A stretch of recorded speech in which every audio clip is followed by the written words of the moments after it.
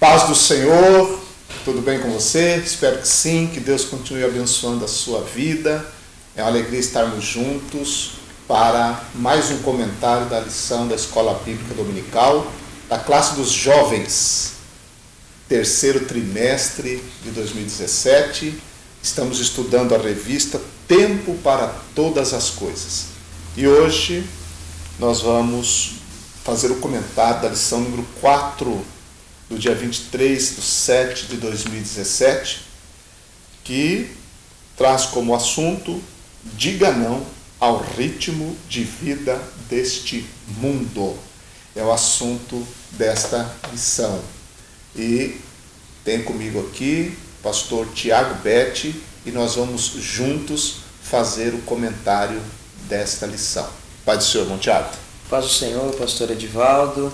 Paz do Senhor a todos. É uma alegria muito grande, pastor, de poder participar desse momento, sabendo que essa idade dos jovens, ela é uma idade de alto risco e nós temos conselhos preciosos e é um prazer estar aqui com o senhor, para poder comentar essa lição.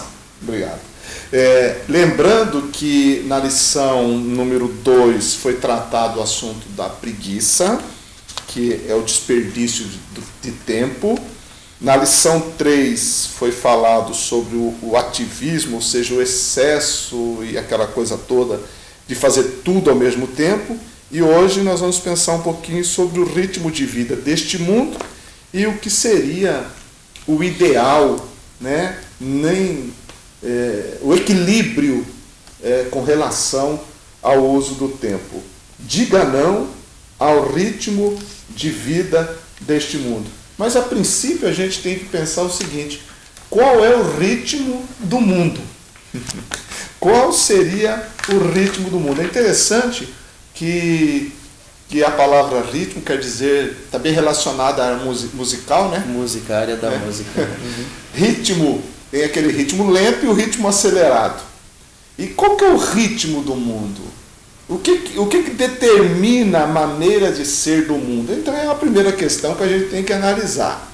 E quando a gente fala de mundo aqui, a gente está falando do sistema, da forma de viver das pessoas que não conhecem a Deus. É esse o princípio aqui, E esse ritmo, ele é um ritmo frenético, pastor? Cada dia mais nós estamos correndo mais. Se não tem essa organização do dia, eu tenho escutado de muitos jovens, de muitos irmãos, que eles dizem o seguinte: o dia passou tão rápido e parece que eu não fiz nada. Então é o ritmo frenético do mundo, É esse ritmo que o mundo tá levando aí. E se nós não tomarmos cuidado e não tivermos o auxílio do Espírito Santo, para nos controlar, nos equilibrar, é nesse ritmo que nós andamos. Exato. E o que dita, essa questão do ritmo do mundo? Penso eu que esse frenesi, essa forma de viver do mundo é ditado, entre outras coisas, pelo eu, pela vida.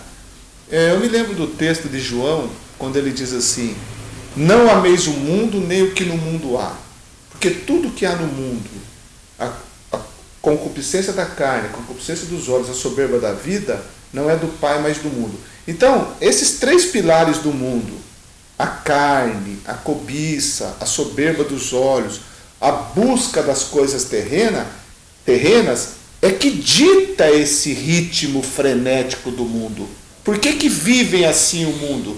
Porque o mundo, ele tem as suas buscas, ele tem os seus ideais. As pessoas sem Deus, elas querem satisfação, elas têm seus objetivos. E nesse objetivo, elas caminham num ritmo para alcançar aquilo que elas querem no mundo. E aí entra a grande questão: como que um jovem cristão vai lidar com tudo? Como você mesmo falou, você trata com jovens, inclusive. Como que um jovem cristão, ele tem que ter um ideal diferente? A partir daí, ele tem que partir de um princípio que o ideal dele não é o mesmo do mundo.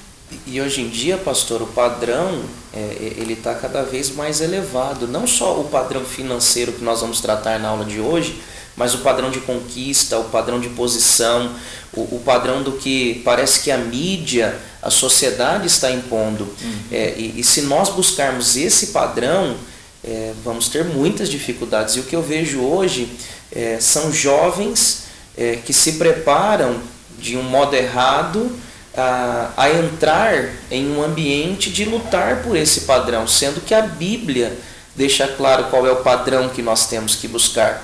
E o padrão de satisfação, e vale a pena aqui colocar isso para os jovens, o padrão de satisfação não está nas conquistas.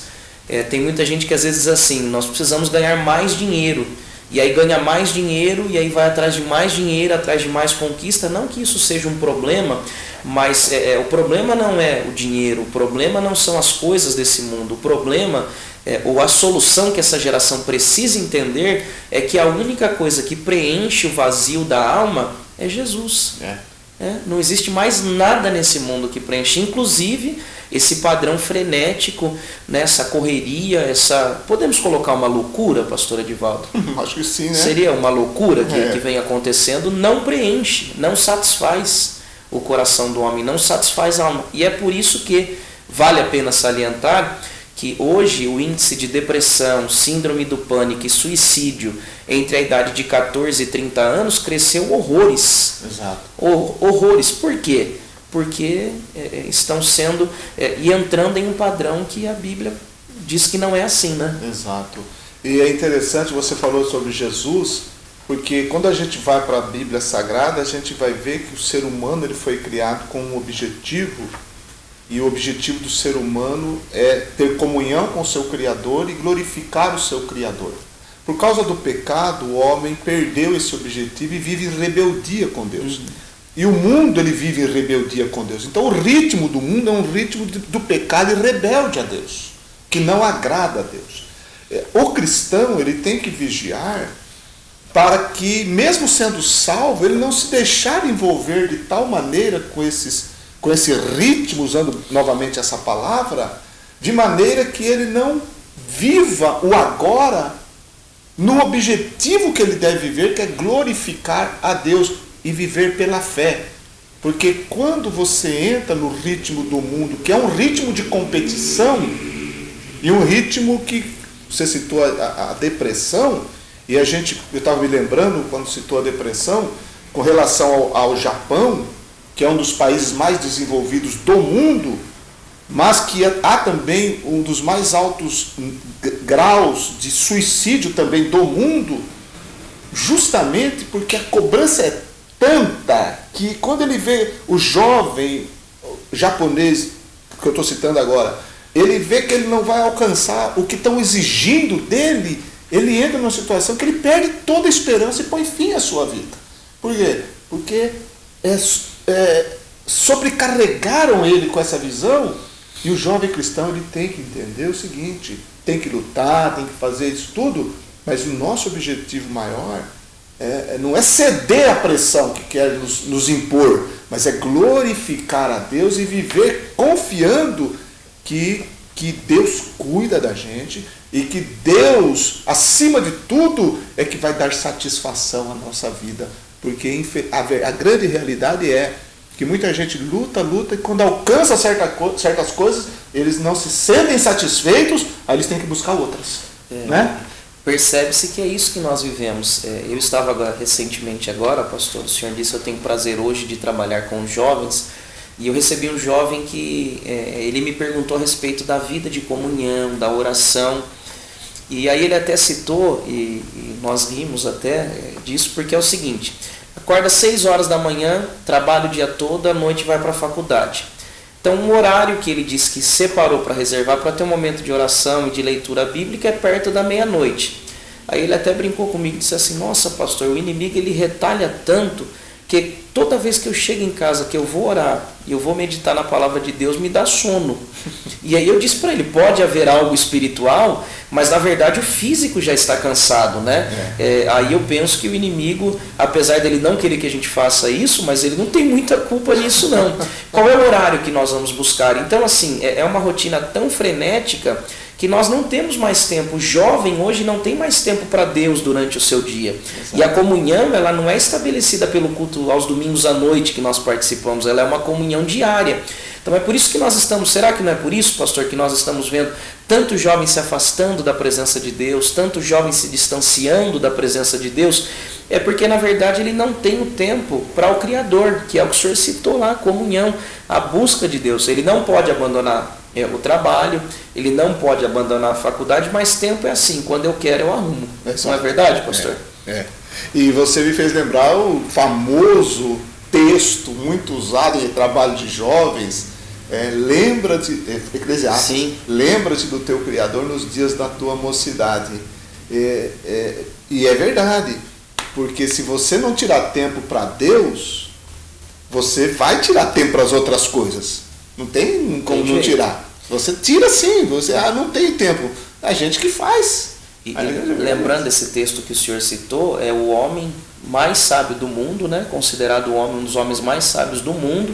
E eu penso, pastor, que ele olhava para a vida dele e dizia o seguinte, esse argumento: se eu pudesse voltar lá atrás, eu tomaria decisões diferentes. E hoje eu não posso mais. Ele já estava na velhice. Ele já está na velhice. Mas eu costumo dizer, pastor, que o jovem ele tem algumas fases, né? Essa fase aí após os 15, os 17 anos, todo jovem, não todo, mas a maioria deles tem um problema. A gente pensa que sabe tudo. Aí você vive mais um pouquinho e percebe que você não sabe de nada, que você precisa de ajuda. Então você, jovem que tem a oportunidade, ou de repente até um professor de auxiliar esse jovem, dar esses bons conselhos para eles, porque, pastor, amanhã ou depois vai chegar. E aí quando a maturidade chega e você olha para trás, aí você pensa, né, eu deixei de fazer tanta coisa, eu poderia ter feito diferente, e aí pode ser que, no caso de Salomão, aí seja tarde demais para realizar aquelas tarefas, né? Então tem que pensar hoje, hoje o que vai fazer. É verdade. E aí entra, tudo que nós estamos comentando, nós já estamos envolvidos no assunto da lição, a vida que realmente vale a pena, que a lição fala, qual é? A vida no ritmo do mundo ou a vida equilibrada, vivida no temor de Deus? Porque a grande verdade é que a pessoa pode viver de uma ilusão de imaginar que tem o controle nas suas mãos, e da vida nas suas mãos, e ninguém tem o controle nas suas mãos.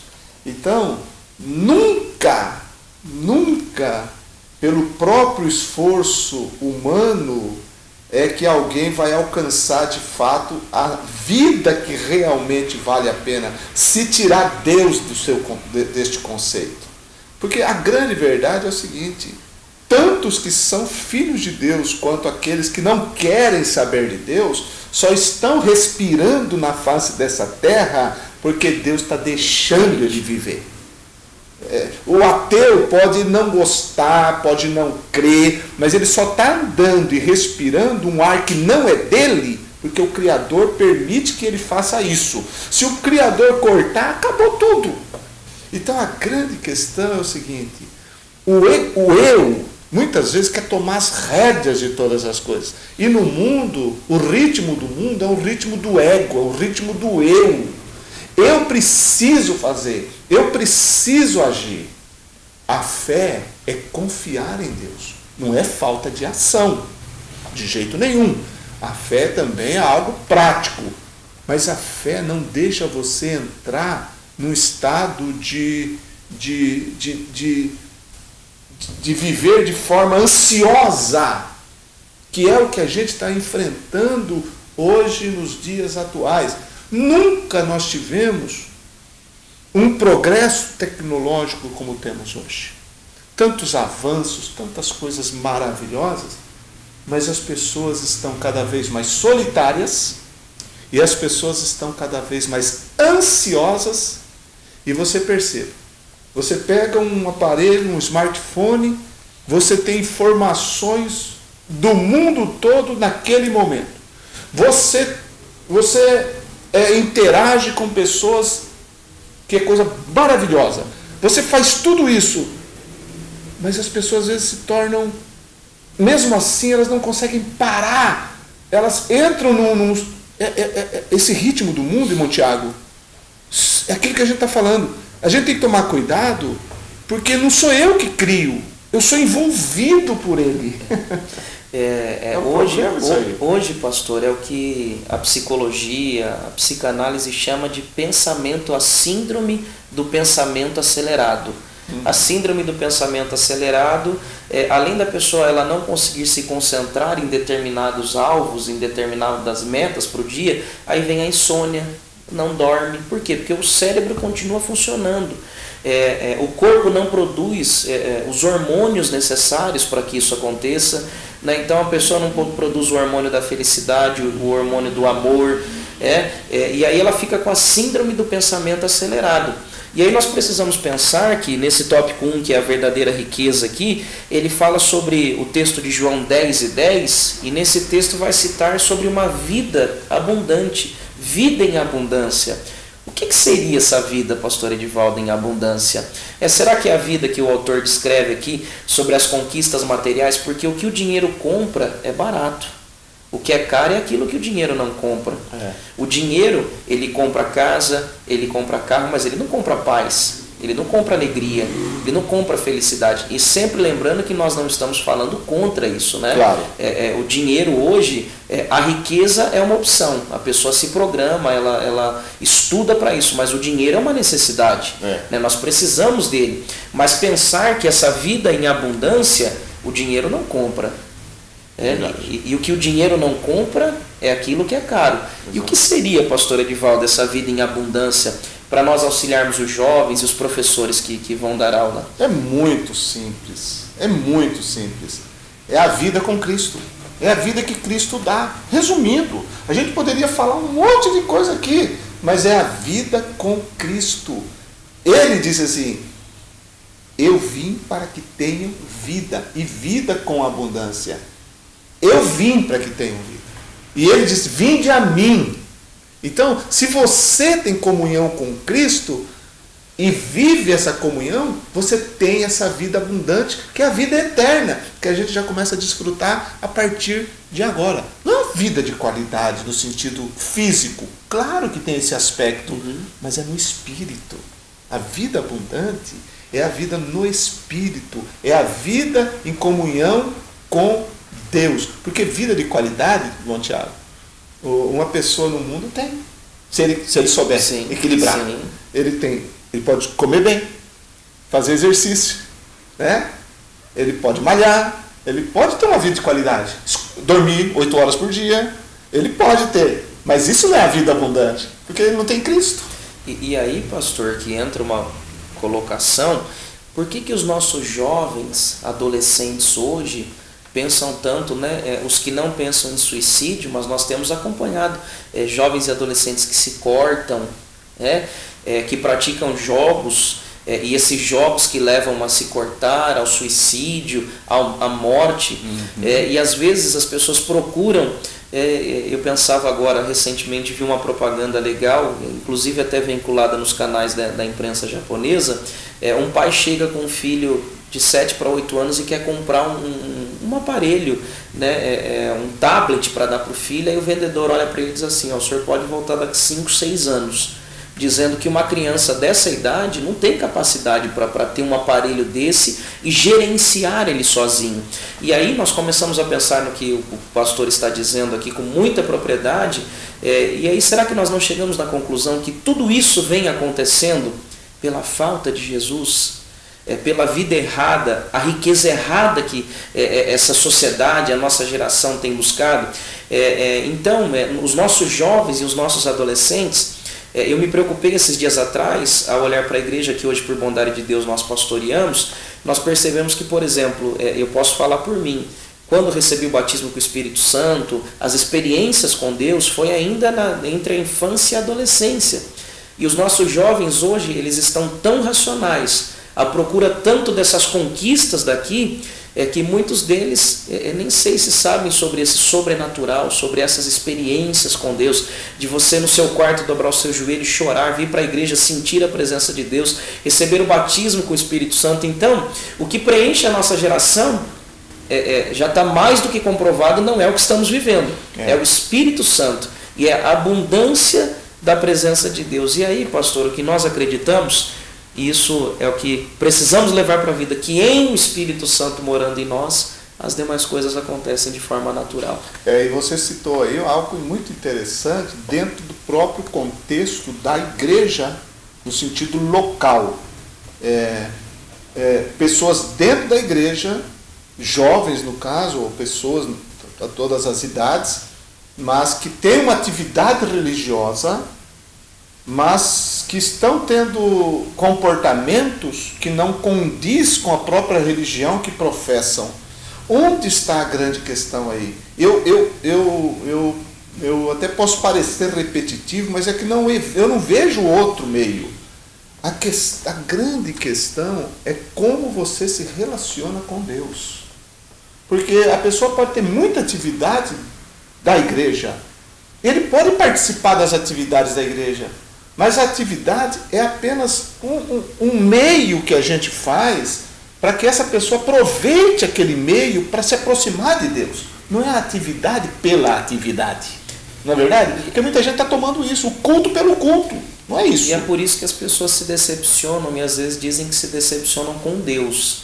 Né? É o ativismo que nós conversamos lá atrás, que era o que acontecia na igreja de Éfeso. Né?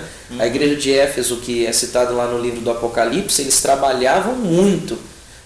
E trabalhavam até mais do que os outros. E para essa igreja, Deus olhou para ela e disse: tenho contra ti que perdestes o primeiro amor, o fervor, a presença do Espírito Santo. Então, ativismo não significa salvação, não significa a presença de Deus, mas também é um sinal de que a presença de Deus está em nós. Porque quando a presença de Deus está em nós, nós trabalhamos. O que precisa ser feito é a junção. Exato. É o trabalho com a presença de Deus. A presença, a pessoa, a comunhão, o compromisso com Cristo, com Deus, o relacionamento, o temor.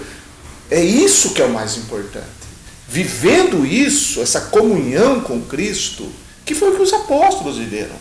Eles trabalharam, mas você pode perceber que o mais importante era a comunhão que eles tinham. Sim. Não era o trabalho. Tanto que os apóstolos, quando eles se viram no desafio, lá, o primeiro problema que surgiu na igreja primitiva, lá no capítulo 6 do livro de Atos, que foi aquela questão das viúvas dos gregos com a dos judeus, e trouxeram a questão para os apóstolos disseram assim: não, nós não vamos deixar a palavra e a oração para cuidar dessa parte. Vamos colocar gente para cuidar dessa parte. Não é que os outros podiam descuidar da oração, é que eles tinham uma função que eles não podiam agregar mais, que iam tirar eles do básico e iam prejudicar a oração e a palavra, que é a comunhão em primeiro lugar. Então os outros poderiam desenvolver, pegar aquela função e continuar também a sua oração. E nós temos que tomar isso para a nossa vida. O que é prioridade? A prioridade é a comunhão. O serviço, maravilha, mas não vamos sobrecarregar a gente mesmo. Porque tem gente, infelizmente, tem jovem que ele quer fazer tudo, né? Sim. Ele quer estudar isso, quer estudar língua, quer estudar não sei o quê, quer estudar isso. Ele sobrecarrega e faz aquilo que você acabou de citar aí não sobra tempo. O 8 ou 80, né? Não acho um equilíbrio disso. E dentre isso que o senhor falou, já entra aqui no definindo princípios, que é o tópico 2, que é a questão dos valores. Né? Eu sempre tenho dito muito, todos nós temos valores. Né? Posso citar um exemplo, por exemplo, nós na igreja aprendemos e temos isso como valor principal Deus, a família, depois da família, o reino, né? A igreja, o trabalho. Mas se nós pegarmos bem, e até que eu sugiro que se você puder fazer isso, é um exercício bem simples, enumere pelo menos 5 valores que você tem: Deus, a família, a igreja, o lazer, a leitura, e desses 5, determine qual é o tempo que você dedica para cada um deles no seu dia. E quando eu tenho feito isso por onde passo com jovens, esse exercício dos valores, aí eles começam a marcar igreja tanto, família tanto. E aí eu peço para ele do outro lado escrever pelo tempo que ele dedica, qual é o valor exato que ele está dedicando, qual é o princípio certo. Eles acabam assustando, porque eles percebem às vezes que Deus, que para eles é um primeiro valor, está lá embaixo, porque o valor não é definido por aquilo que eu falo, mas ao tempo que eu dedico. Exatamente. E esse valor, ele precisa ser, nesses princípios que nós estamos colocando aqui, esse valor precisa ser muito bem definido.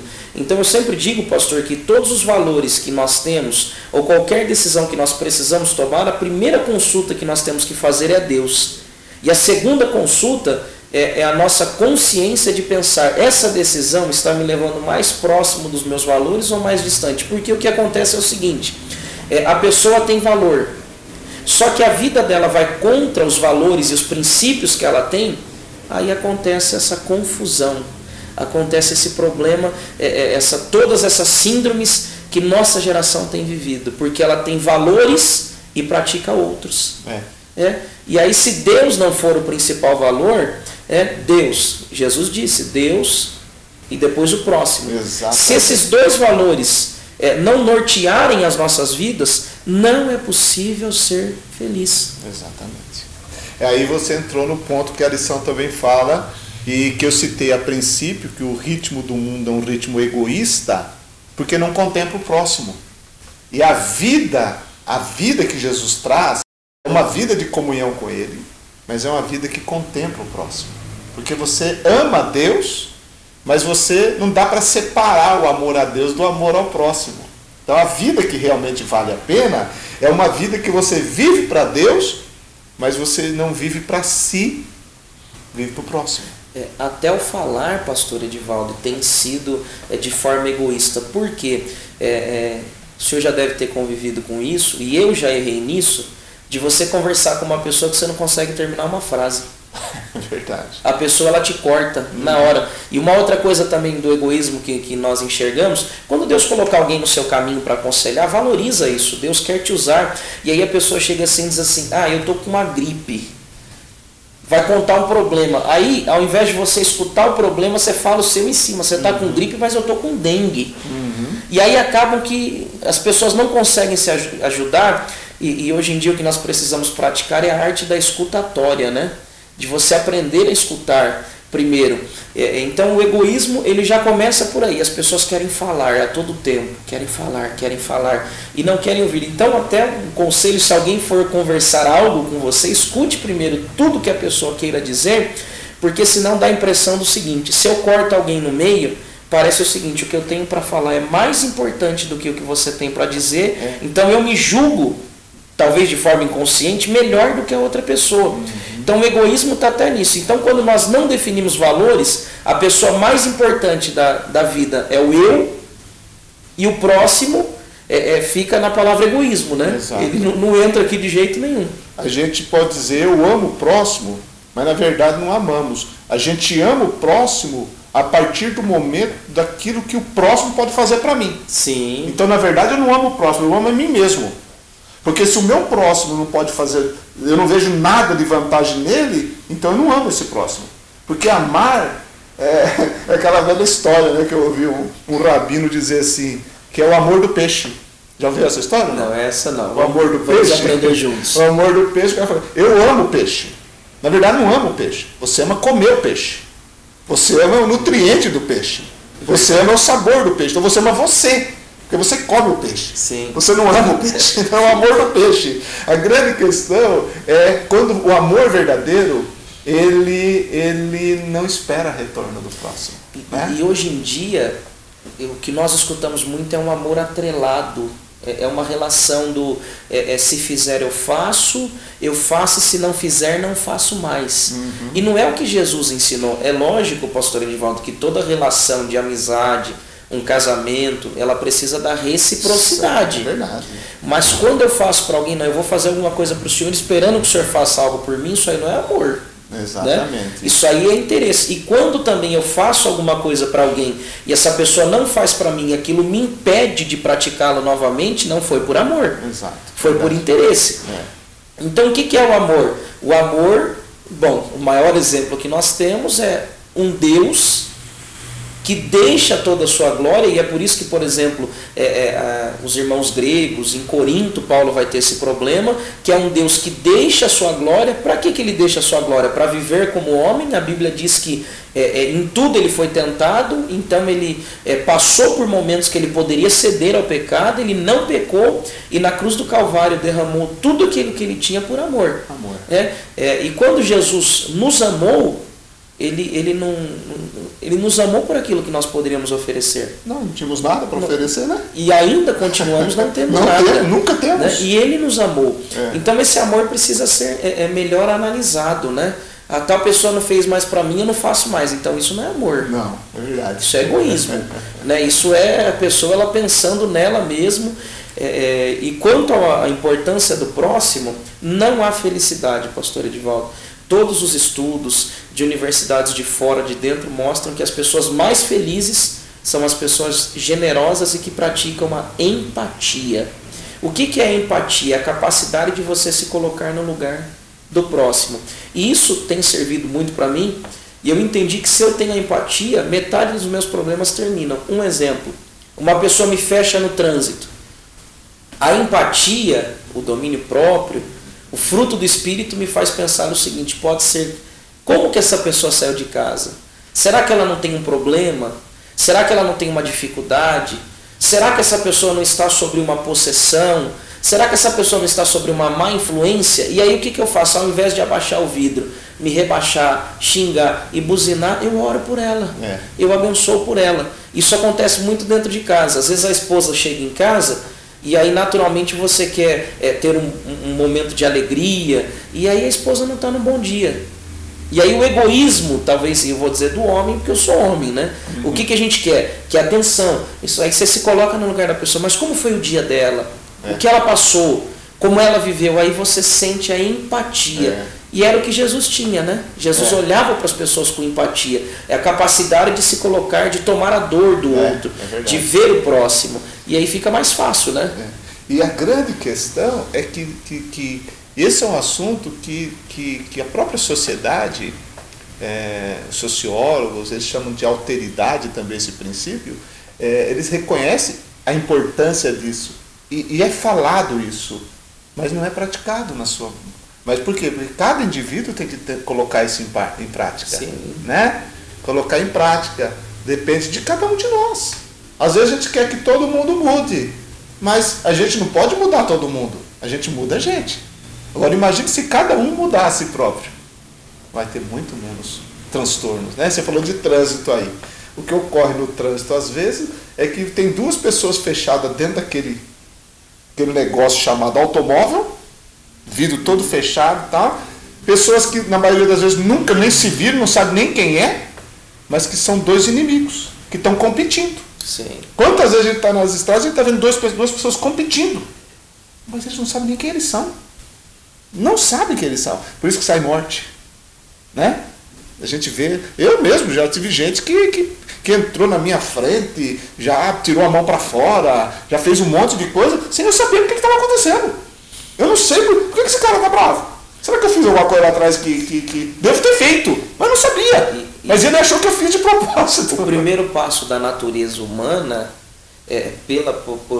por ser uma natureza caída, decaída, é querer se irar, é querer tirar satisfação. E aí que entra a presença do Espírito Santo, né? Aí o Espírito Santo, aquele primeiro sentimento, e eu penso que o senhor pode falar até melhor do que eu, é o primeiro sentimento que vem, de você querer irar-se, de você querer brigar. Mas aí a natureza decaída, ela sai porque o Espírito Santo está presente. Aí você respira fundo e evita um problemão, né? E é nessa hora que você demonstra a vida que você tem, diferente. Sim. Porque se você for igual a todo mundo, você vai mostrar que a vida espiritual não está sobrepujando. Quando você é diferente, é que você mostra realmente que você tem algo que o mundo não tem. Porque o cristão, claro que ele pode errar, não estamos falando, né? Não existe, o cristão não é perfeito, mas ele demonstra sim, na maioria das vezes, ele demonstra uma diferença na sua vida, porque ele tem. Jesus falou, eu dou para vocês uma vida abundante. E não há como essa vida não aparecer. Não tem como. Não é um conceito, é uma realidade. Não é verdade? E as nossas crises emocionais, e vale a pena dizer, que na hora da crise a pessoa às vezes fala assim, eu fiquei nervoso e eu falei o que eu não devia porque eu estava nervoso, mas na verdade são essas horas de crises que revelam quem nós somos, né? São quando nós somos pressionados. Inclusive há uma parte na lição que fala que os nossos jovens, eles estão sendo levados a crises emocionais, psicológicas, espirituais, por isso. E é essa crise que demonstra quem eu sou de verdade. Porque quando aparece a crise e você perde o controle, porque quando você está no controle, você se controla, você não mostra quem é de verdade. Quando você sai desse controle emocional, que você...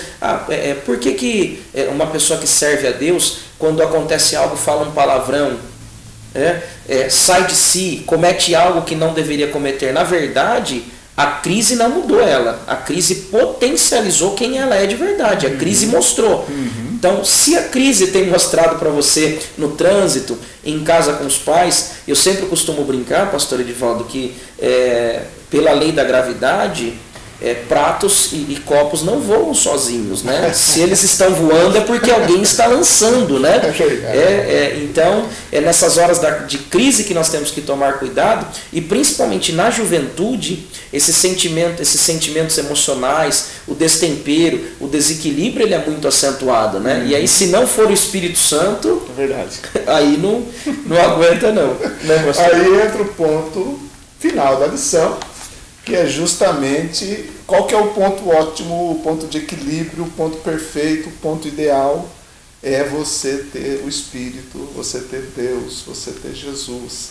Quer dizer, nós vamos fazer um comentário, professor, na escola dominical, você que está ouvindo, assistindo esse vídeo, o comentário vai girar e girar, mas a gente vai sempre voltar para Deus, porque é dele que parte todas as coisas. É em Cristo que a gente encontra o ideal da vida, e é em Cristo, no Espírito Santo, que a gente vai ter o equilíbrio de todas as coisas. Né, Montiel? Exatamente. E ele fala aqui sobre fazendo as coisas no melhor prazo, e fala um pouco do domínio próprio, né?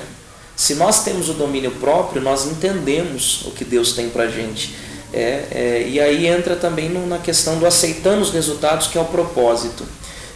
Eu aprendi, pastor, e aqui são aprendizados empíricos, né, que a gente aprende passando. Albert Einstein comenta algo sobre isso, né, que os maiores aprendizados, ou o único conhecimento, é aquele que nós passamos, né, as experiências que nós temos. Que para você jovem, ou você que vai ministrar, é importante falar sobre o propósito de vida. O propósito que Deus tem em cada vida. E nós só descobrimos os propósitos porque ele vai falar sobre os resultados. Vai ter momentos, pastor Edivaldo, que mesmo você levando essa vida guiada pelo Espírito Santo, que é proposto pela revista, que os resultados não serão aqueles que você espera. Vai ter perdas, tragédias. E aí, como é que nós aceitamos os resultados e não paramos? É porque entendemos o propósito. Eu sempre digo que se você passa uma adversidade e você para de fazer aquilo que você estava fazendo, não é um propósito, porque o propósito de Deus para a sua vida é você aceitar os resultados ruins acreditando no seguinte: eu continuo sendo direcionado por Deus. É verdade. E outra coisa, o final não vai ser aqui, o final vai ser lá. E a gente sabe que o final é bom. Sim. Não é verdade? Sim. E o que nós passamos dos finais ruins na Terra não são escolhas de Deus. Não. A maioria das vezes são os resultados daquilo que nós plantamos. Das vezes. E se Deus permitir, como Ele permite certas situações, ou às vezes Ele até deixar e quiser que passemos por certas situações desagradáveis, é porque Ele sabe que é o melhor, e finalmente, um dia, tudo será esclarecido. Mas a grande questão de viver com Deus, e não no ritmo do mundo, é que a gente sabe o resultado final. No mundo a gente não sabe o ritmo, como vai acabar. Sim. Não é verdade? Sim. Tem muita gente que projeta de um jeito e não acaba do jeito. Na maioria das vezes não. Com Deus não. Quando você confia em Deus, você entende que tudo que você passa aqui está sob o controle de Deus, mas no final você já sabe como vai ser. Vai ser maravilhoso. Né? E é isso que nós aguardamos. Quando você entende a vida da perspectiva da eternidade, passar por aqui fica mais fácil. Fica muito mais fácil. Fica mais fácil. É isso aí. Gente, que Deus abençoe. Com alegria estar com vocês no comentário dessa aula, junto com o irmão Tiago. E até a próxima, se Deus quiser. Deus abençoe, irmãos.